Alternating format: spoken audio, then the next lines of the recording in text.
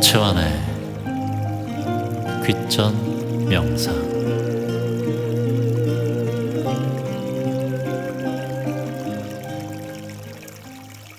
마음은 평안하신지요? 어서 오십시오. 희망입니다. 최완입니다. 마음 평안하신지요? 매일매일 좋아지는 방송 귀전 라이브에 오신 걸 환영합니다. 반갑습니다. 입꼬리 올리세요. 자, 그러면 한번 가보겠습니다. 자, 이 책은 살며 살아가며 배우며. 이 책은 저자는 레오 버스카글리아라는 미국의 교육학자이자 교수이고 저술가고 닥터 러브라는 애칭으로 불리우기도 했고요. 사회교육 베스트셀러가 된 책들이 참 많습니다. 21페이지 들어가겠습니다. 사랑의 힘. 사랑의 힘이 인간의 행동과 성격의 긍정적인 힘을 발휘하고 생물적, 사회적, 도덕적, 심리적 진화에 영향을 미칠 뿐만 아니라 역사적 사건의 방향을 변화시키며 사회적인 제도와 문제의 틀을 결정짓는다. 이 책의 가장 기본적인 사랑의 힘에 대해서 계속해서 설명하고 있는데요. 사랑의 힘이 어떤 영향을 끼치는지 여러분에게 계속해서 설명하고 있습니다. 저자는 눈에 보이는 것들에는 그다지 관심이 없습니다. 왜냐하면 그것은 말 그대로 보이는 것이기 때문입니다. 이 교육학자이자 교수인 우리 이 저자 레오도 눈에 보이는 것에는 큰 관심이 없었대요. 왜냐하면 그것은 말 그대로 그냥 보이는 것뿐이었다고 합니다. 근데 이 교육학자는 눈에 보이지 않는 것에 집중했다고 해요. 그것이 바로 이 사랑의 힘, 그리고 내가 긍정의 힘, 이것에 대해서 계속해서 연구를 했대요.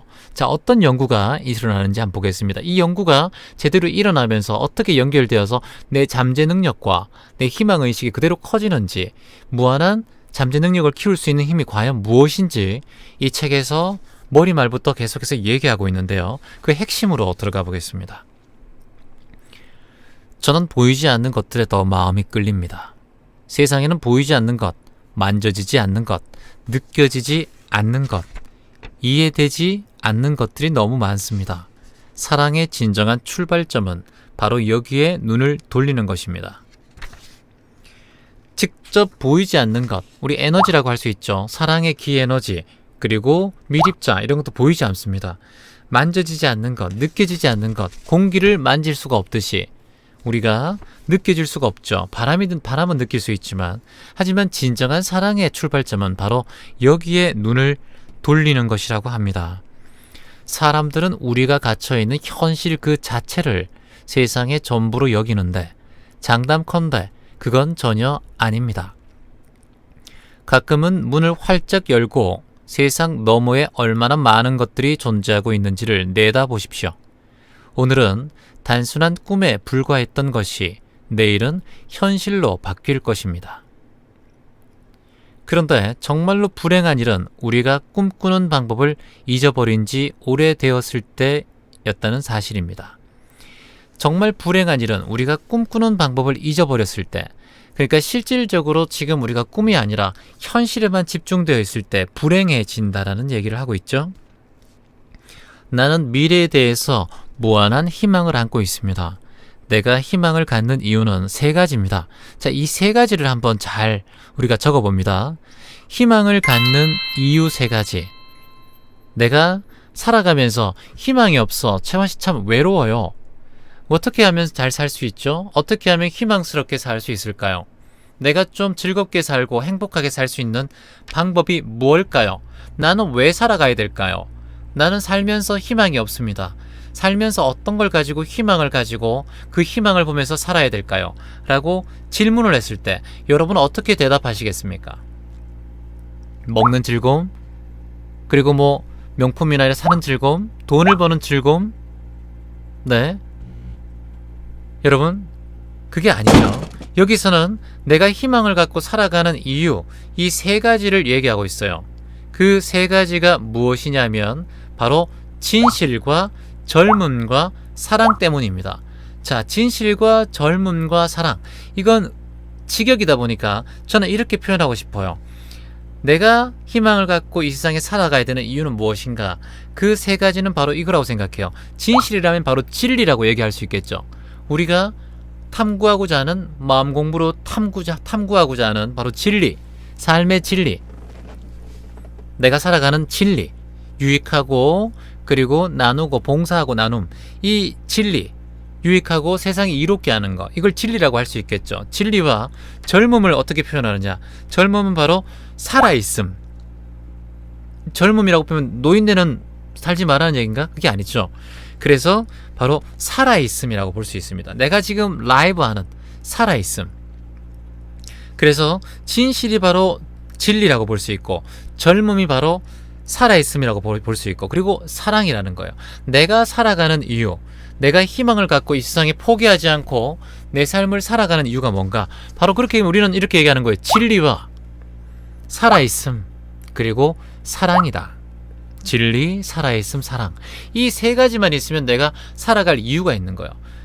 내가 지금 살아있다라는 거, 그리고 내가 지금 사랑을 할 수 있고 사랑을 베풀 수 있다라는 거, 그리고 진리가 뭡니까? 마음 공부를 할 수 있다라는 거. 이 세 가지만 있으면 살아갈 만한 일이 있다라는 거예요. 그쵸?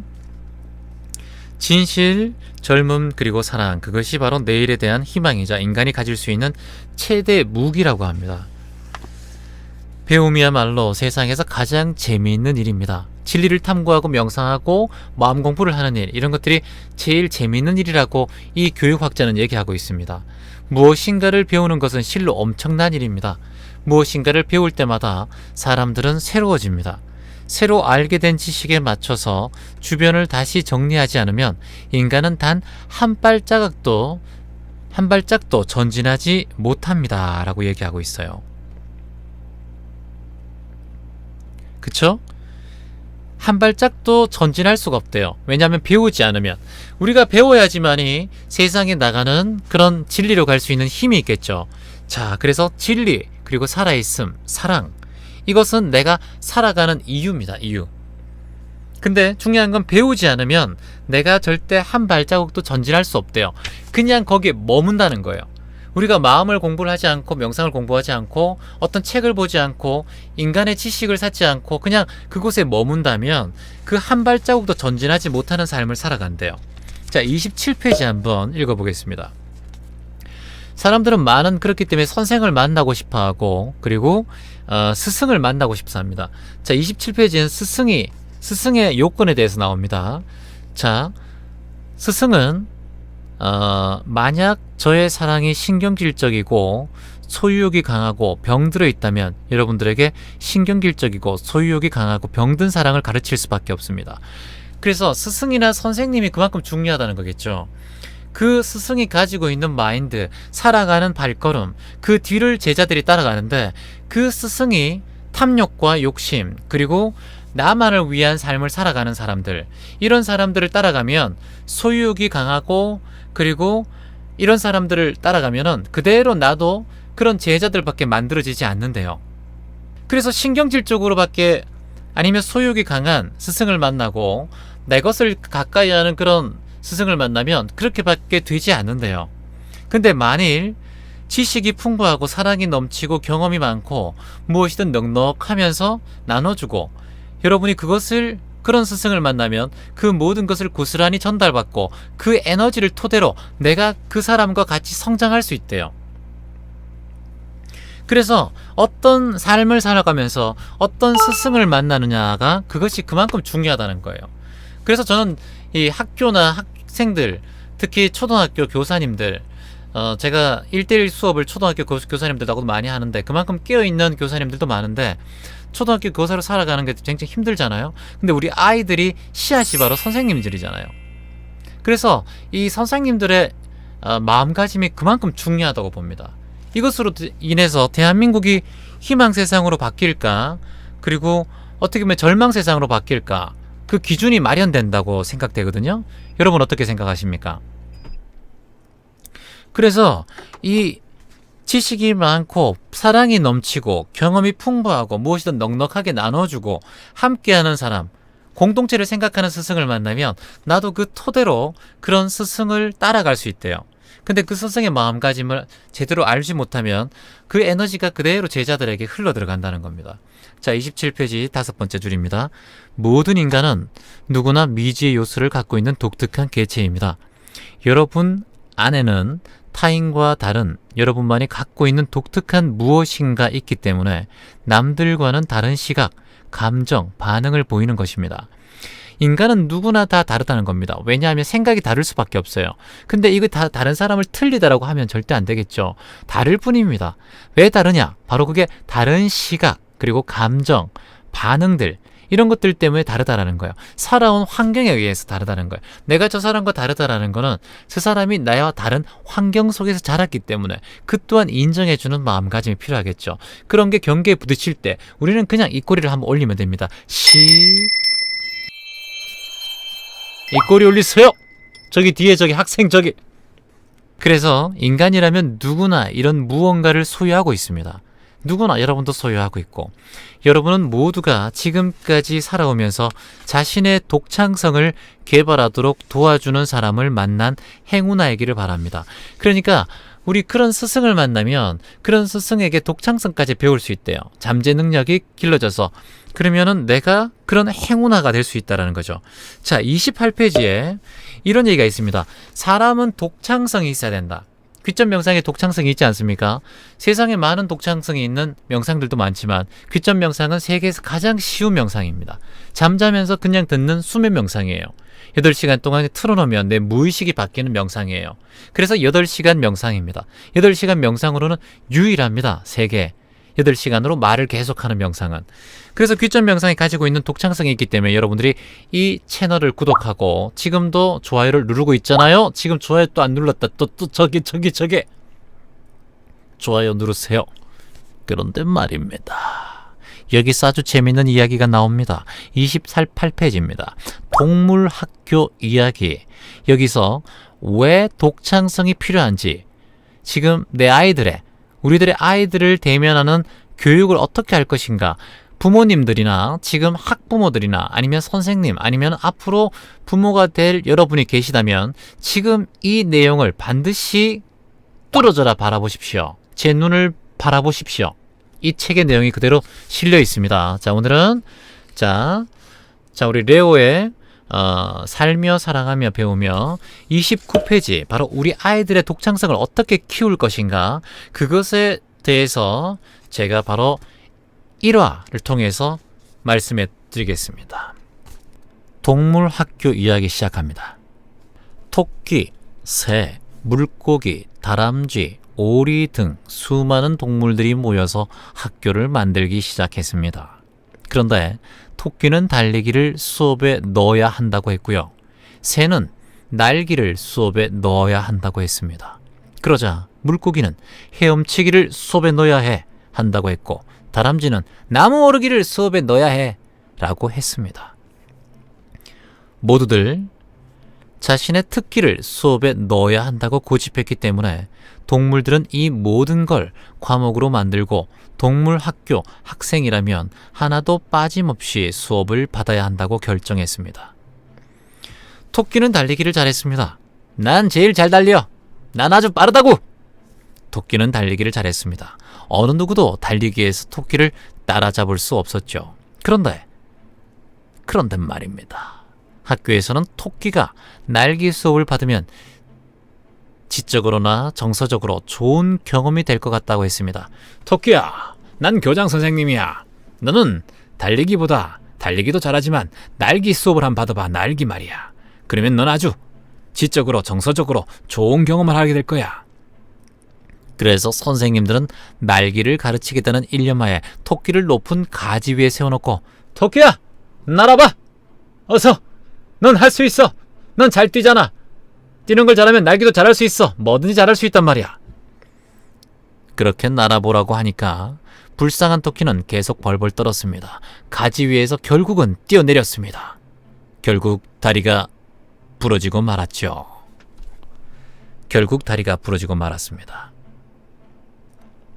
불쌍한 토끼는 가지에서 뛰어내렸고 그대로 기부사하게 되었습니다. 다리를 다친 토끼는 이제 달리기에서조차 A가 아니라 C를 받게 되었죠. 쩔룩쩔룩거리면 달리기를 하게 되었습니다. 그리고 노력을 인정받은 덕에 날기에서는 그래도 F가 아니라 D를 받았습니다. 학교는 이처럼 각 과목에서 고른 성적을 받은 토끼를 보면서 자기들의 교육 방법에 대해서 스스로 만족하고 있습니다. 아, 달리기를 잘하는 토끼가 있지만 날기를 전혀 못했었잖아. 하지만 달리기는 지금 좀 못하지만 날기를 그래도 D라고도 받았어. 우리가 잘한 거야. 우리의 교육이 맞았어. 선생님들 그렇지 않아요? 새의 경우도 마찬가지였습니다. 날아다니는 일이라면 누구도 새를 따라잡을 수 없었죠. 공중고개를 할 정도였으니 당연히 A였지만 두더지처럼 땅을 팔 줄 알아야 한다는 게 선생님들의 주장이었습니다. 새야, 하늘을 나는 건 하늘을 나는 거고 너도 두더지처럼 땅을 팔 수 있는 능력을 키워봐. 그러면 아주 색다른 능력이 생길 거야. 새는 이 수업을 받다가 날개와 부리가 온통 부러졌습니다. 결국엔 날개까지 상처를 입어서 결국은 날 수 없게 되었죠. 하지만 학교 측에서는 그래도 잘했어. 부러져도 나을 수 있을 거야. 괜찮아. 조금 못 날아도 돼. 그래도 땅 파는 건 조금 배웠잖아. 이렇게 얘기했습니다. 그래서 새에게 날기 과목에 C를 주었습니다. 다른 동물들도 다 이런 식이었습니다. 그런데 누가 이 학교에서 수석을 졸업했는지 아십니까? 과연 누굴까요? 네, 과연 누굴까요? 바로 어느 과목에서나 지지나 취급을 받았던 뱀장어였습니다. 뱀장어는 거의 모든 과목을 그럭저럭 다 할 수 있었어요. 날기도 하고 땅에서 가기도 하고 물속도 가기도 하고 그래서 땅도 파기도 하고 두더지처럼 어느 정도 잘했습니다. 그래서 뱀장어는 제일 1등 수석 졸업을 할 수 있었죠. 자, 문제는 이 모든 것에 문제가 있습니다. 모두 이것이 잘못되었다는 사실을 선생님들은 알지 못하고 아무런 조치를 취하지 않았다는 사실입니다. 여러분은 천재일지 모릅니다. 이 세상에서 가장 위대한 문학가일지도 모릅니다. 이 세상에서 가장 대단한 토론가일 수도 있고 이 나라에서 가장 설득을 잘하는 사람일 수도 있습니다. 하지만 삼각함수 시험에 통과하지 못하면 대학교를 갈 수 없습니다. 문법을 모르면, 영어를 모르면 대학을 갈 수가 없습니다. 언어를 잘하지 못하면 대학을 갈 수 없어요. 도대체 무엇을 위한 제도입니까? 도대체 대한민국의 교육은 무엇을 위한 제도입니까? 모든 과목에 그럭저럭 잘하는 사람이 되기를 원하는 교육 제도 아래에서는 여러분이 어떤 사람인지 전혀 알 수가 없다는 겁니다. 자, 이것에서 우리는 아이들의 개성과 아이들의 실력을 그대로 평준화시켜버리는 대한민국의 교육을 다시 한번 뼈저리게 느낄 수 있습니다. 그런데 말입니다. 자, 34페이지 한번 가볼게요. R.D. 랭이 쓴 경험의 정치학이라는 책이 있습니다. 바로 이 책의 랭은 인간의 잠재력을 개발하는 문제에 대해서 이렇게 얘기하고 있어요. 이런 문장이 있습니다. 자, 이게 오늘 이 책에서 40페이지 중에서 가장 중요한 얘기입니다. 여러분 잘 한번 적어보세요. 예, 자, 잘 한번 적어보시기 바랍니다. 우리의 생각은 지식보다 적다. 자, 한번 써보세요. 우리의 생각은 지식보다 적다. 자, 우리의 생각은 지식보다 적다. 우리의 생각은 지식보다 적다. 자, 계속해서 적어보십시오. 그런데 자, 우리의 생각은 지식보다 적다. 우리의 지식은 사랑보다 적다. 그리고 우리의 사랑은 존재보다 작다. 그리고 우리가 생각하는 나는 실제의 나보다 그만큼 작다. 자, 이 말이 뭔지.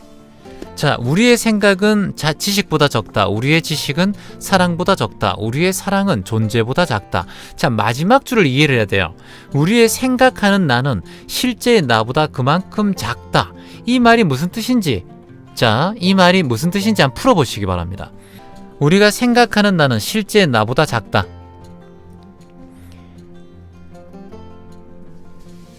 자, 전체적인 문장은 그겁니다. 우리의 생각은 지식보다 적다.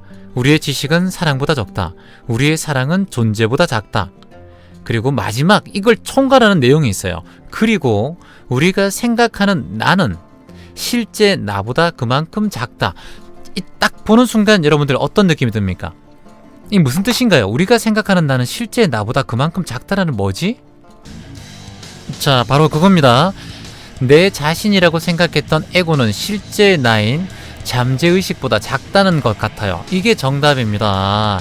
내가 자신이라고 생각했던 에고는 실제 나인 잠재의식에 비해서 작다라는 것.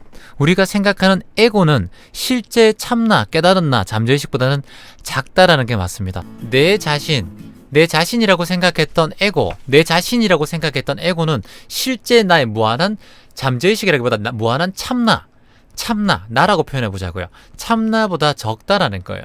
그러니까 내가 생각하는 생각은 내 위대한 참나에 비하면 아무것도 아니란 뜻입니다. 그러니까 내 생각은 생각일 뿐이라는 거. 한낱 그냥 생각. 자, 사람은 잠재력을 개발하는 것을 멈추는 순간 길을 잃게 된다는 사실이 있다. 다시 나로 되돌아가야 한다. 인간의 시각, 감각, 촉각, 후각에는 어느 누구도 상상하지 못할 만큼 무한한 잠재력이 숨어 있다.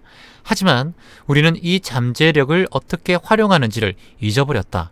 자, 별표입니다. 여기서 별표. 분명한 사실은 스스로에게 관심을 기울이고 나 자신을 사랑하게 되면 내 속에 무한한 잠재 능력이 생긴다. 자, 이거 한번 적어주십시오. 스스로에게 관심을 기울이고 나 자신을 사랑하면 내 안에 무한한 잠재력이 생긴다예요. 스스로에게 관심을 기울이고 나를 사랑하면, 이게 오늘 가장 중요한 내용입니다. 어느 누구도 상상하지 못할 만큼 무한한 잠재 능력이 생기는 비법.